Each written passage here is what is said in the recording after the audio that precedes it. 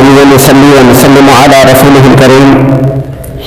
أما بعد، فأعوذ بالله من الشيطان الرجيم. بسم الله الرحمن الرحيم. وقال ربكم ادعوني أستجب لكم إن الذين يستكبرون عن عبادتي سيدخلون جهنم داخرين. وقال الله تعالى في مقام آخر: قل ما يعبأ بكم ربي لولا دعاؤكم فقد كذبتم فسوف يكون لزاما. وقال النبي صلى الله عليه وسلم: من لم يسأل الله يغضب عليه. وقال النبي صلى الله عليه وسلم: الدعاء هو العبادة، أو كما قال عليه الصلاة والسلام: صدق الله وصدق رسوله النبي الكريم. اللهم صل على محمد وعلى آل محمد كما صليت على إبراهيم وعلى آل إبراهيم إنك حميد مجيد. اللهم بارك على محمد وعلى آل محمد كما باركت على إبراهيم وعلى آل إبراهيم إنك حميد مجيد. معزز سامعین کرام، آپ کے سامنے قرآن مجید کی دو آیات تلاوت فرمائی ہیں۔ پہلی آیت اللہ رب العالمین فرماتے ہیں: وقال ربكم ادعوني استجب لكم ان الذين يستكبرون عن عبادتي سيدخلون جهنم داخرين. وقال ربكم ادعوني، اور تمہارا رب کہتا ہے کہ مجھ سے دعا مانگو، استجب لكم، میں تمہاری دعا کو قبول کروں گا۔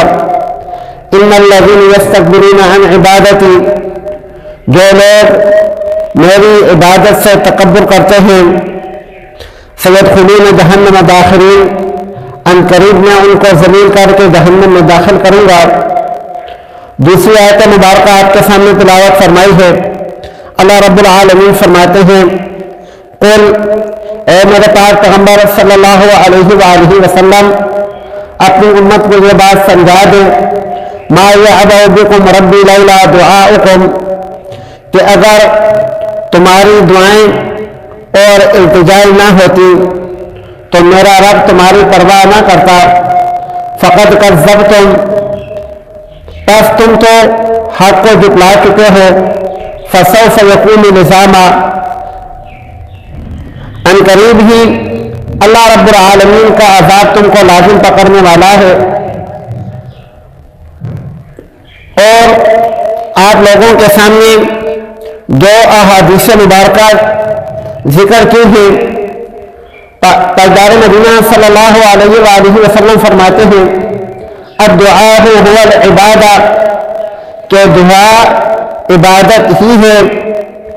اور دوسری حدیث میں پاک پیغمبر صلی اللہ علیہ وآلہ وسلم فرماتے ہیں: من لم يسأل اللہ یغضب علیہ، کہ جو اللہ وہ ہے کہ جو بندہ اللہ رب العالمین سے سوال نہیں کرتا، اللہ رب العالمین کا اس پر غضب ہوتا ہے۔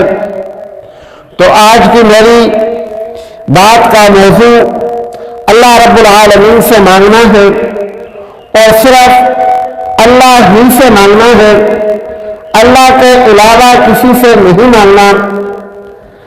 اللہ کے غیر سے مانگنا، اگر یہ سمجھ کر مانگ لیا جائے کہ اللہ رب العالمین اس کو میرا وسیلہ بنا دیں گے تو یہ جائز ہے، لیکن یہ سمجھ کر مانگنا کہ اللہ وسیلہ نہ بھی بنائے تو مجھے یہاں سے ملے گا، اس کو شرک کہتے ہیں۔